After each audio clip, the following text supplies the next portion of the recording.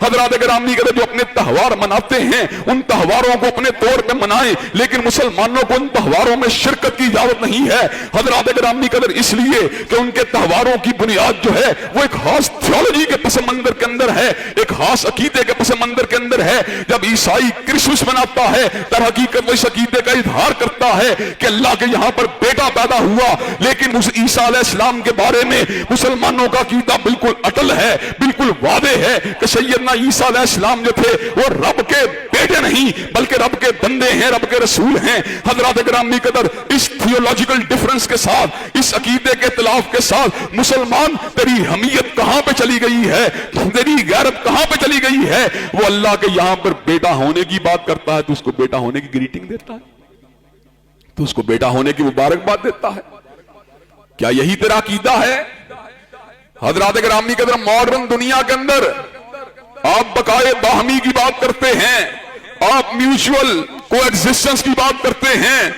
آپ ایک دوسرے کے ساتھ ڈائیلاگ کی بات کرتے ہیں، لیکن مجھے ایمانداری سے یہ بات بتلائیے، کیا کبھی آپ نے عید الاضحیٰ کے دن جو ہے کسی عیسائی کو بکرا خریدتے ہوئے دیکھا؟ کسی عیسائی کو جو ہے آپ نے گائے خریدتے ہوئے دیکھا؟ کسی مسیحی کو آپ نے اونٹ خریدتے ہوئے دیکھا کہ میں بھی اس کو نہر کروں گا، میں بھی عید قربان کی سنت کو زندہ کروں گا؟ اگر اس جو ہے عمل سے علیحدہ ہونے کے باوجود عیسائی آپ کے ساتھ میوچول کو ایگزسٹنس کے ریلیشن شپ کو اسٹیبلش کر سکتا ہے تو مسلمان تجھے کیا ہو گیا ہے؟ تو ہولی کے تہوار کو، تو کرسمس کے تہوار کو، تو نیو ایئر نائٹ کے تہوار کو، تو جو ہے 14 فروری کے دن جو ہے ویلنٹائن ڈے کے تہوار کو تو ان کے ساتھ مل کے منا کر تو کیا پیغام دینا چاہتا ہے؟ حضرات گرامی قدر، لیکن دکھ و تعصب کا مقام کیا ہے؟ حضرات گرامی قدر، مغلوبیت کی انتہا کیا ہے؟ عقیدہ حق سے دوری کا عالم کیا ہے؟ حضرات گرامی قدر، مسلمان حکمران بھی کرسمس کا کیک کاٹنے کے اندر مصروف ہیں،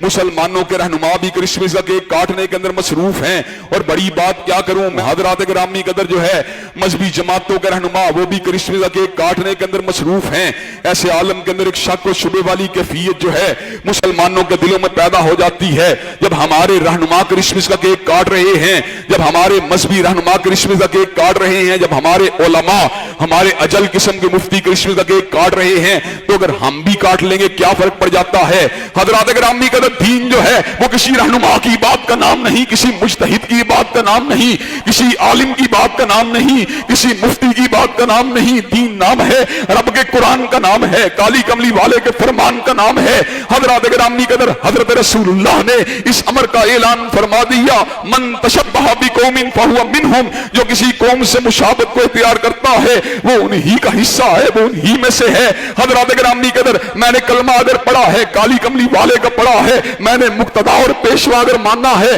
حضرت رسول اللہ کو ماننا ہے، میری غیرت اس بات کو گوارا نہیں کر سکتی، میرا عقیدہ اس بات کو گوارا نہیں کر سکتا کہ میں میوچول کو ایگزسٹنس کے دل فریب نعرے کے نام کے پر توحید کے پر چھری کو چلا دوں، میں توحید کے عقیدے کو ذبح کر دوں۔ میں جب تک زندہ رہوں گا قل هو اللہ احد اللہ الصمد لم یلد ولم یولد کا ورد کرتا رہوں گا۔ ہم جب تک زندہ رہیں گے وحدانیت کا پرچار کرتے رہیں گے، عقیدہ تثلیث کا انکار کرتے رہیں گے، اور اللہ کی اس بات کو ببانگے تو لوگوں کے سامنے رکھتے رہیں گے۔ لقد کفر الذین قالوا ان اللہ هو المسیح ابن مریم، وہ لوگ کافر ہوئے جنہوں نے کہا عیسیٰ علیہ السلام پروردگار عالم ہیں، عیسیٰ علیہ السلام اللہ ہے۔ لقد کفر الذین قالوا ان اللہ ثالث ثلاثہ، وہ لوگ بھی کافر ہوئے جنہوں نے کہا اللہ تین میں سے ایک ہے۔ حضرات گرامی قدر، اللہ جس بات کو کفر کہے وہ بات ایمان کیسے ہو سکتی ہے؟ اللہ جس بات کی تردید کہے اس بات کے پر میرا عمل کیسے ہو سکتا ہے؟